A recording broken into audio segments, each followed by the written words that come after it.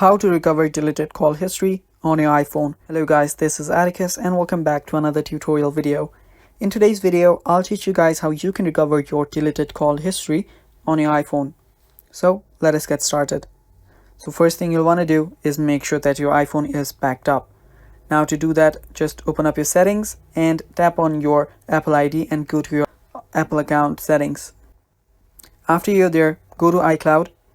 And after you're on iCloud, make sure that your iCloud is synced. Make sure that your iCloud is backed up. Now if you have not backed up your iCloud and deleted your call history, I don't think there is a possible way to retrieve your lost calls.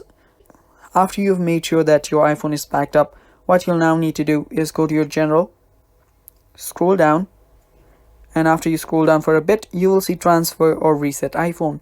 Tap on it and erase all content and settings. Now here you'll need to erase all of your contents, and after you do that, you will need to reset your phone.